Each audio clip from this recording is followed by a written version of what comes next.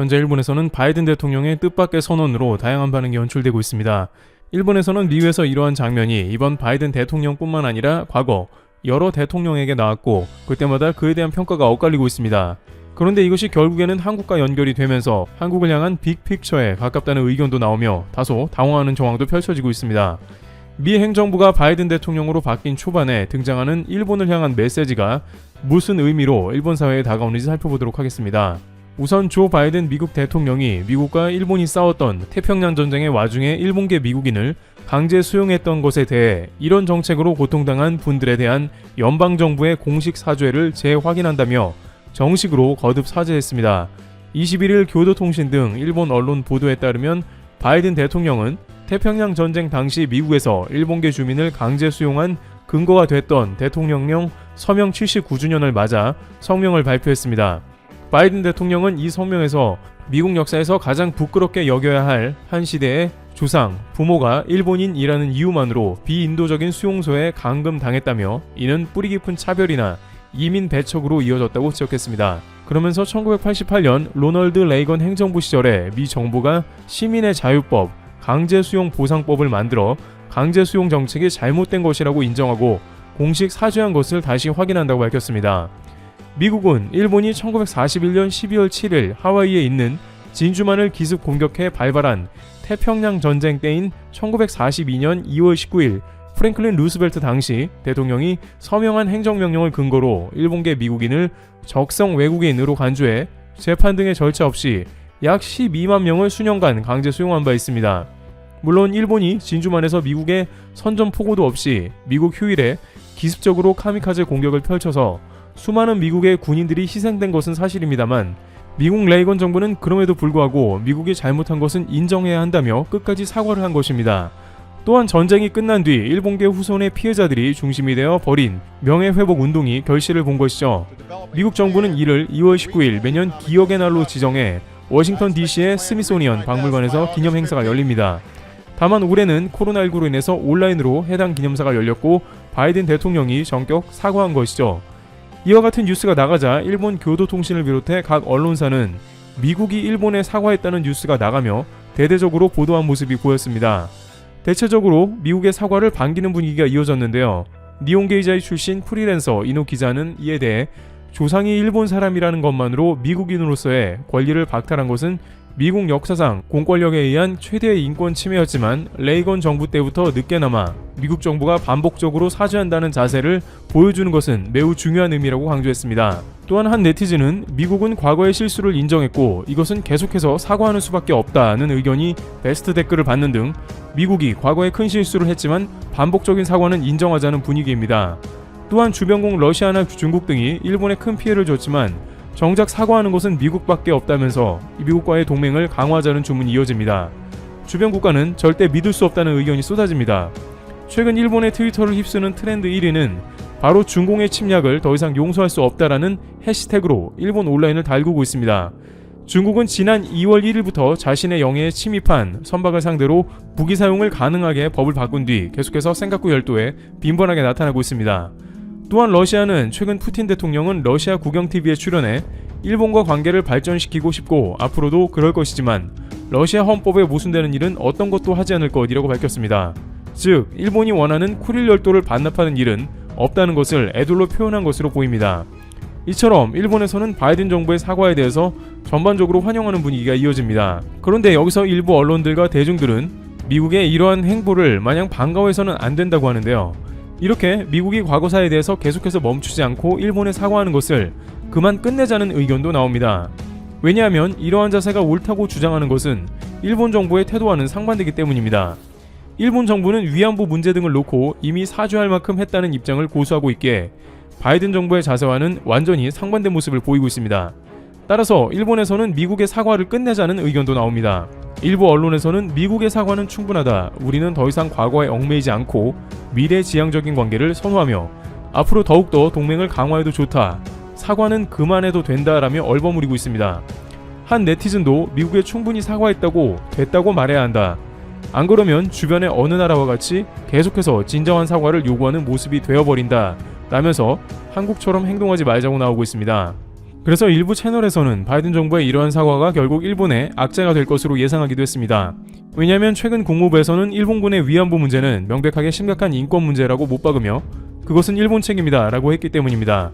따라서 추후 다시 위안부 문제가 불거질 경우에 미국에서는 우리도 이렇게 일본에 끝까지 사과하는데 일본은 훨씬 더 심각한 일을 해놓고 뭐하는 건가 라며 나오게 된다면 일본 정부는 할 말이 없어지는 것입니다. 실제 미국에서 이러한 움직임은 매우 강해지고 있습니다. 램지어 교수의 논문에 대해서 급기야 유대계에서 움직이자 램지어 교수는 논문을 삭제했는데요. 미국에서 가장 영향력이 강한 유대인들이 램지어 교수의 논문에 직접 영향력을 끼쳤다고 판단됩니다. 램지어 교수는 최근 논문에서 간토 지진으로 인한 조선인에 대한 만행에 관한 논문을 영국 캠브리지 대학의 학술 논문에 실을 예정이었으나 이 학술지의 공통 편집자인 앨런 헤럴 이스라엘 히브루 대학 로스쿨 교수가 나서서 램지어 교수가 사전 공개 사이트에서 논문을 삭제했고 향후 인쇄되는 학술지에서 상당히 수정할 것이라고 밝혔다며 램지어 교수가 그간 해오던 한국에 대한 작업을 어느 정도 중지하는 게 아닌가 하는 의견이 나왔습니다. 이는 과거 비슷한 일을 겪은 유대계에서 관련 일이 논란이 되자 램지어 교수의 압박을 가했으며 꿈쩍도 하지 않던 교수가 유대계 세력에는 굴복한 것으로도 해석되고 있습니다. 아무리 일본계 자금을 받았다고 하더라도 유대계에 거슬리면 미국 학계에서 영구 퇴출될 수 있다는 우려에서 알아서 논문을 사전 삭제했다는 의견도 나옵니다. 따라서 일본에서는 이런저런 정황상 미국 보고 이제는 그만 사과하라며 과거사 사죄를 불편해하는 모습이 나옵니다. 심지어 일부 극우 채널 등에서는 미국이 사과한 것은 일본에 한 것이 아니고 미국인에게 한 것이지 그것을 일본으로 오해하면 안 된다. 자국민에게 사과했으며 일본과는 관련이 없다고 선을 긋기도 했습니다. 또한 오바마 대통령도 히로시마에 와서 핵무기를 없애자는 연설은 했지만 끝까지 일본에 사과는 안 했다며 미국은 결국 일본에 사과를 안 했다는 의견도 다양하게 제시되며 무시하자는 의견까지 나옵니다. 미국 사과를 받아들이면 한국에 사과하게 된다는 것입니다. 하지만 일본 정치계는 전혀 한국에 사죄할 마음이 없어 보입니다. 물론 일본 정부는 1993년 8월 고노 요헤이 당시 관방장관의 담화를 통해 위안소 관리 및 위안부 이송에 일본군이 직간접적으로 관여했다고 인정하고 반성과 사죄를 표명하는 등 한일 과거사 문제를 놓고 여러 차례 사죄의 뜻을 표명하긴 했습니다. 그러나 2012년 12월 출범해 7년 8개월간 장기 집권한 아베 신조 내각은 한일 과거사 문제에 대해 일본 정부가 충분히 사죄했다는 입장을 고수했고 작년 9월 아베 내각을 계승한 스가 요시히데 총리의 현 내각도 같은 입장을 취하고 있습니다. 아베 전 총리는 퇴임 후인 작년 10월 산케이신문 인터뷰에서 본인 재임 중 내놓았던 전후 70년 담화에서 그 전쟁, 태평양 전쟁과 아무런 관련이 없는 우리들의 자식이나 손자 그리고 미래 세대의 아이들에게 사죄를 계속할 숙명을 짊어지게 해서는 안 된다고 밝힌 것을 거론하면서 그것으로 종지부를 찍어야 한다는 마음이 강했다고 말하기도 했습니다. 이러한 맥락에서 일본은 여전히 미국 정치계에 위안부 관련 로비를 하고 램지어 교수는 물론이고 지속적으로 한국의 소녀상 철거를 비롯해 과거사 지우기에 몰입할 것으로 보입니다. 그러나 일본이 이러한 행동을 반복할수록 오히려 학계나 전 세계 시민들이 일본에 대한 비판을 더하고 있어 자칫 일본 정부는 어느 시점에 크게 곤혹스러운 국면을 맞을 수도 있다는 의견도 제시되고 있습니다. 바이든 대통령을 비롯해 미국 정부의 반복된 과거사 사죄가 오히려 일본의 과거사 문제를 들추는 형국입니다. 트래블튜브 여기서 마치겠습니다. 감사합니다. 페페TV에서 알려드립니다. 일본 여행 가지도 않는데 만족도도 최상위권에서 크게 하락하고 만족도 1, 2위 자리를 스위스와 크로아티아가 차지하게 되었습니다. 그런가 하면 일본 맥주는 지난달 대한국 수출액이 빵원이 되었답니다. 네? 아무리 그래도 빵원이라고요? 어떻게 이런 일이 발생한 것일까요? 이 모든 사실들을 팩트 맛집 팩트 폭격기 페페TV에서 팩트로 제대로 알아보겠습니다. 당신이 구독해야 할 단 하나의 채널 페페TV 팩트 체크. 한국인 여행객들에게 해외 여행 만족도를 조사한 결과 한일 갈등의 영향으로 일본의 순위가 크게 하락했습니다. 인기 여행지였던 일본의 주요 도시들은 도쿄, 오사카를 비롯해서 소도시들까지 인기 여행지였던 일본 주요 도시들의 방문율은 물론이거니와 만족도 점수도 지난해보다 크게 하락했습니다. 최근 1년간 해외여행을 다녀온 13,958명을 대상으로 어떻게 여행했는지 묻고 여행지에 대한 다양한 평가를 받았습니다. 이렇게 조사해본 결과 국가별 종합 만족도에서는 스위스가 843점을 기록하며 3년 연속 1위를 차지했습니다. 크로아티아가 3위에서 2위로 한 계단 올라섰고 스페인은 크로아티아와 자리바꿈하며 3위에 올랐습니다. 이 밖에도 하와이 4위, 오스트리아 5위, 체코 6위, 싱가포르 7위, 사이판 8위, 영국 9위, 뉴질랜드 10위가 차례대로 만족도가 높은 여행국가의 순위에 올랐습니다. 이런 거 보면 확실히 유럽이 좋긴 한가 봐요. 전에 승무원 친구가 그랬는데 자기가 가본 나라 중에서 오스트리아, 비엔나랑 체코, 프라하 여기가 제일 좋다고 하더라고요. 옛날에 꽃보다 누나에서 보니까 크로아티아도 정말 좋아 보이던데 이번 조사에서 1등, 2등 했네요. 와, 근데 어떻게 만족도 높은 여행지 10개 중에 가본 데가 한 군데도 없냐. 확실히 만족도 높은 여행지는 비행기표부터 드는 돈이 많은 곳인 것 같습니다. 정말 한번 가보고 싶긴 하네요. 그렇다면 꼴도 보기 싫은 일본은 어떨까요? 한일 갈등에 따른 일본 여행 보이콧으로 일본은 지난해보다 65점이나 하락한 675점으로 10계단 하락하며 28위에 자리했습니다. 이번 조사에서 일본의 주요 도시들의 순위는 크게 하락했습니다.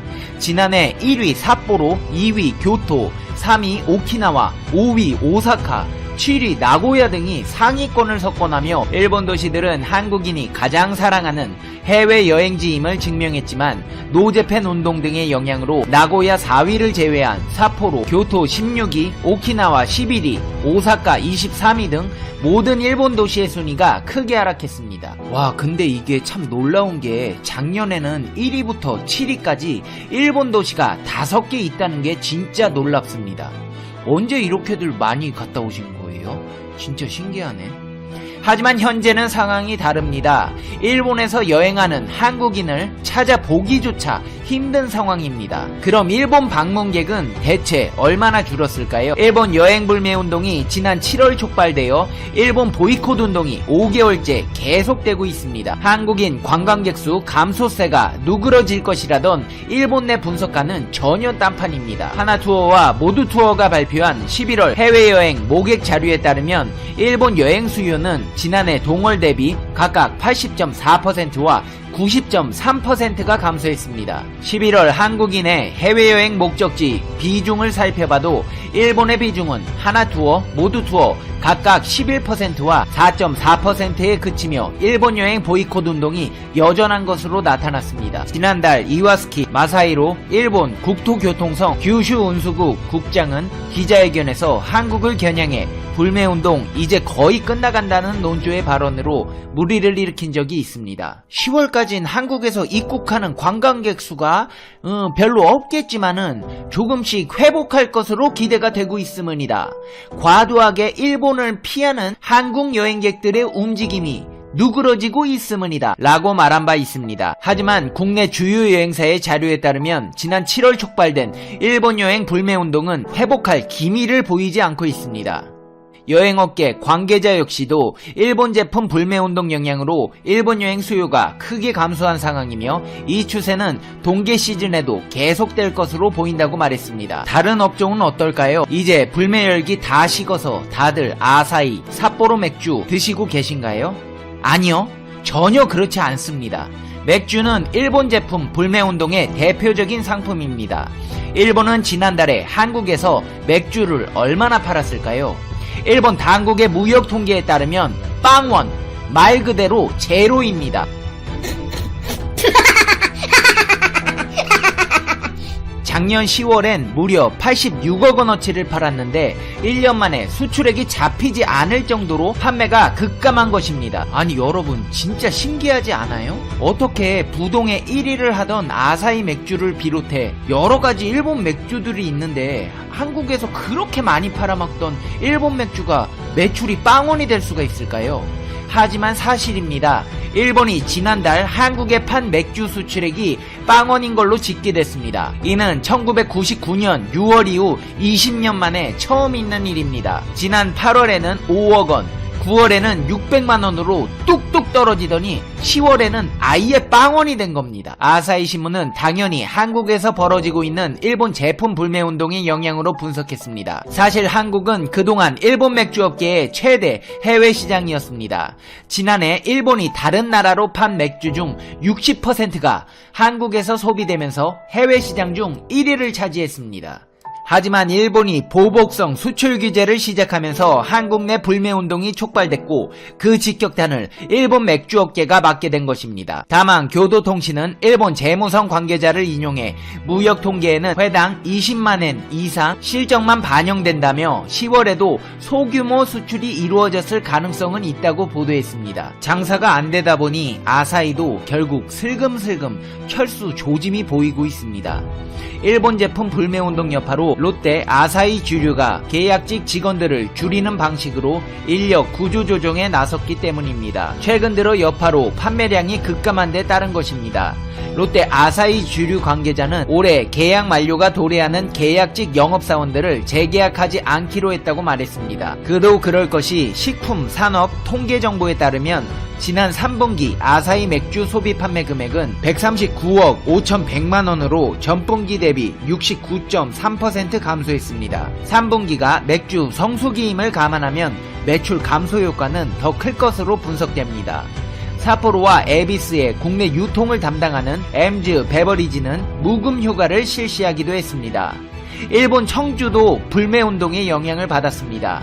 지난 10월 수입된 일본 청주는 48만 7천 달러, 약 5억 7천만원의 규모로 지난해 같은 기간 184만 6천 달러 대비 73.6% 줄었습니다. 7월부터 10월까지 일본 청주 수입액은 227만 달러로 지난해 같은 기간 553만 4천 달러의 절반에도 못 미쳤습니다. 이렇게 대한민국의 불매운동의 열기는 식기는커녕 훨훨 불타오르고 있습니다. 여러분, 이 영상 만들면서 제가 진짜 놀란 게 전에는 진짜 일본 많이 가고 일본 맥주 많이 마셨다는 것과 두 번째는 지금은 일본 진짜 안 가고 일본 맥주 진짜 안 마신다는 겁니다. 대한민국의 단결력은 정말 대단합니다. 이제 페페TV의 결론 듣겠습니다. Conclusion. 페페TV